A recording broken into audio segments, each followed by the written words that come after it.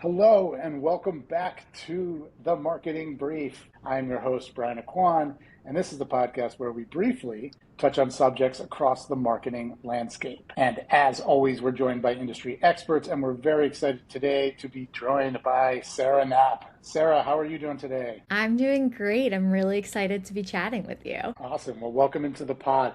Would you like to introduce yourself to the listeners? Just kind of talk about what it is you work on. Yeah, sure. So, my background has been in entrepreneurship, founded and run a bunch of companies, including a media publication, an outdoor adventure festival, and a platform for outdoor enthusiasts across the country. Right now, I'm really focused on freelancing and doing my own consulting projects, having sunset the community Mappy Hour last year. Awesome. I'm also an outdoor enthusiast. What is your sport or activity of choice in the outdoors? Oh my gosh, I feel like that is like asking me to pick my favorite child. Um, It's a Sophie's choice for you. Listen, if I had to choose above all, it would be skiing. Okay, Yeah. awesome. Mine is Yes. snowboarding above all. I mean, So there's just nothing like right it, there. right? I'm right there with you. Yeah, Yeah. powder is life. Yeah, exactly. But I also want to like love hiking just as much. Yeah, Yeah.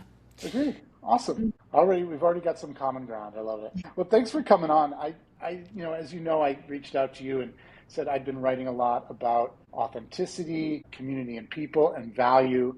And yourself as a self-described ecosystem builder, I thought we could have a nice conversation about community. Is that a good place for us to kick it off? Yeah, I'm always down to talk about community. It's my favorite topic, and there's so many ways I feel like this conversation could go. True. Okay. Well, let's see which way it goes. All right. I think a lot of brands now are kind of saying, I want to be in community. I need community. I want this grassroots following around my brand or service. I'm sure you're seeing that too. How do you respond to brands that kind of jump into it that way? Yeah.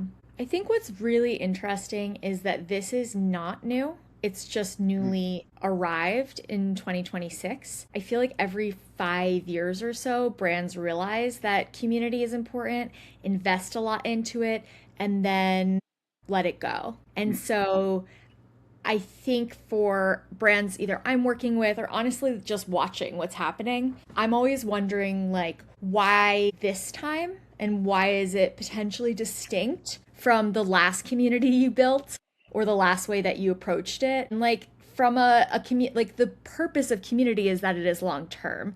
Otherwise, yeah. it's a campaign or an activation. Hmm. So really pushing back on wanting to be in community versus wanting to maybe connect with communities or activate with a community and then move on. Yeah, totally agree. Why is it important for brands? Do you think? I get the long-term thing, right? But why do you think it's important to activate a community Mhm. around your brand? Yeah, I think there are a few different reasons that I think it's important depending on what the brand is going for. I think at the core, it's about values, which you mentioned as one of your key Yeah. insights for 2026, that a community is built around a shared value. And so for a brand to come in and participate in a community or start their own community, they are driving this really direct association with whatever that core value is. And I think that that messaging is so deep and impactful that brands are willing to pay more for that than they are for XYZ digital engagement. So I think like above all that is the why. It's a value they get from it. It's the Yeah, value I think affiliation the affiliation of being Mhm. part of that community. and sharing those values, right? So at the core of Yes. it, how does a brand say I have XYZ values when they're a corporation? Yes. A community is the one of the ways to do that. Yeah, I agree with you. I think when I talk to clients about community, one of the big things that I like to make clear to them is that your customers may like you, but they also may like you as a platform, right? That brings together people who they think like they do, right? Because they also bought your product or they also like your service and they want to be part of this community where the brand can be the platform. And I think that's a little nuance that I think is tough sometimes for marketers to understand because they might think of it as a transactional relationship, but it can start as a transactional relationship and it can be a longer term community relationship as well, right? Absolutely. And that's where you get the value. Like, I do think, especially in my, experience through Mappy Hour and Outdoor Fest, we have had partners that want to come in for one event. And not that there isn't any value in that. Of course there is. But I can report back way stronger returns for a brand if they've been with us for 1 year, 5 years, 10 years, because of the depth of that relationship, the ability to figure out exactly how that brand can integrate, because it's going to be different for every brand, how it aligns with their other goals and how they talk about community, authenticity, reach, all those things internally, because it really is different across brands. Even like the word community could mean in person, it could mean digital. There's just it could be like customer service, right? A lot of companies use community to be the answering platform for questions about a product, right? So even like flushing that out takes time. So I feel like with all, especially like if we're talking about brand sponsorships of community, the value and the ROI on it really takes time, because of all those questions that have to be answered that aren't straightforward. Yeah. I think I wrote this, but sometimes community even exists in the comment section of your social media posts, right? Like just the people who are commenting and living in the comment section of a post that you put out. Right. Yeah. Right. Like, how are they interacting and how do they feel about themselves in relation to the comments? Yeah. I'd love to also examine this side of it.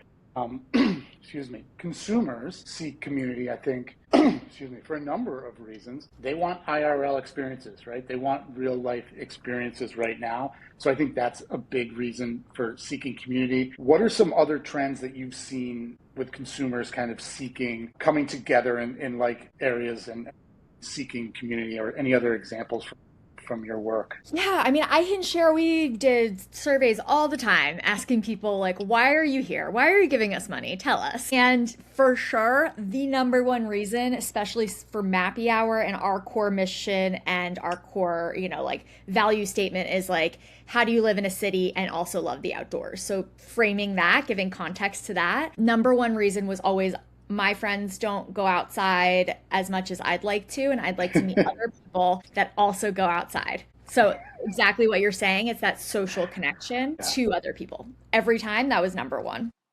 Amazing. Yeah, exactly. It's like, just, and it's hard. I mean, that's a whole different thing, because you like can't promise people friends. There's like a lot of things that lead to people developing relationships with each other, but it's helpful for understanding the motivations at the very least.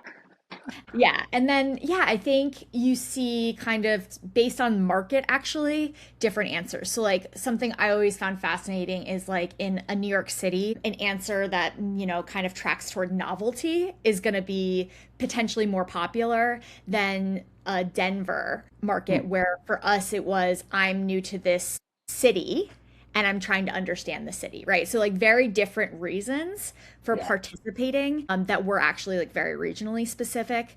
So in terms of my experience, there was a gamut, but like, above all, it was always about like, I want to meet other people that I can be in relationship with. That makes sense. And also market dependent makes sense, right? I lived in New York. You don't have problem getting in touch with people in New York. You're on the street bumping into them, literally touching them every single day. But I've also lived in Denver, and I've experienced that too, of people moving there. It's a very transient city.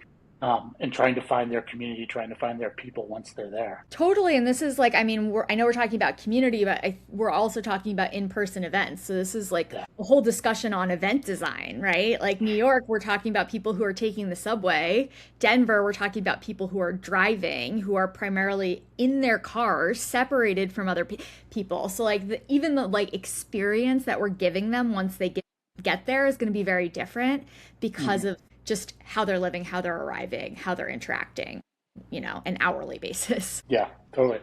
What do you love about this work? Like, I can tell by the way you talk about it that it's something you really enjoy doing. Like, what is it that keeps you doing this work? Yeah, that's such a great question. I mean, I definitely love seeing people like find their place and find that level of comfort. My work has traditionally been in these dense urban environments where, Hmm. I mean, where people are talking about the loneliness epidemic, and that is a trendy phrase. I think in general, people, like humans, have a unique desire, or innate desire, I should say, to connect with others. And so for me, what started all of this was just the love of bringing people together, and I think what's continued it is, how do I figure out how to build a business around bringing people together, which is a distinct Yeah. challenge from actually doing the work of creating spaces that connect people. Yeah. Well, that's always what everyone's looking for, right? Can I do what I like doing and also make a living doing it? That's a great Yeah. match. Yeah, and I think this is what's interesting about the community discussion of 2026, where everyone, not everyone, this is my LinkedIn algorithm, so like, who knows if it's everyone? Everyone I see is talking about how community is the new trend and we need to be doing community. And every time I see one of these like trend reports, and it's so funny because people text me too, they're like, oh, community is popular now, Mhm. I'm like, okay, has this actually changed consumers' willingness to pay for community in any meaningful way? Or are Yeah. people just continuing to report that they would like to feel less lonely, which I think has been an ongoing trend Yeah. for many Yeah. years, even since before COVID. Obviously, COVID like augmented that to like a pretty intense degree.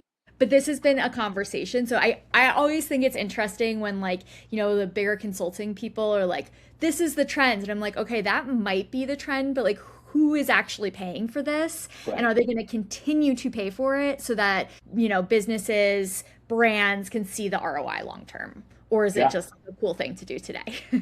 Great point. It's a Yeah. great point. Well, on the heels of that, I'd love to ask you a question I ask all of my guests. What are you excited about right now? It can be in your professional capacity, it can be personally. What's something you're excited about that's coming up? Yeah, I'll speak to the professional. I feel like that, I've talked about the businesses that I've had, and they've all always been consumer facing, and I've obviously loved them. As you said, you can tell from the way I speak about it. But I'm really excited about this new consulting journey because it offers the opportunity to go into other people's operations and other Hmm. people's businesses and like dig into that and see how, the behind the scenes there. And so for me, I'm very curious and I just like love to see how things work, like I want to like open up the back of the computer kind of thing. And so, yeah, for me that's just been really fun of just like dipping my toes into different types of businesses that aren't even necessarily like in the same industry, and seeing how it works, seeing what things are exactly the same and then what things are radically different. So, that's something that I'm really enjoying right now. Awesome. Well, you are an ecosystem builder. How do people get in touch with you? What's the best way for them to get in touch? Yeah, I think LinkedIn, I'm just Okay. Sarah Knapp, or my name, which is Sarah Knapp, but like reverse for my email. So it's Oh, knapp.sarah at clever. Gmail. I know. Well, I was too slow to get the original, I didn't get someone else has Sarah Knapp at Gmail, and I hate her. No, but I think, yeah, LinkedIn probably is just like the easiest way. I feel like I'm on there at least a few times a week. So, Awesome. Well, I've really enjoyed this conversation. Thank you for yeah. joining us, Sarah Knapp. All At right, this is, gmail.com, not me. yeah, not the other one. This has been the Marketing Brief with Brian Aquan. Our guest today was Sarah Knapp. And stay curious, everyone.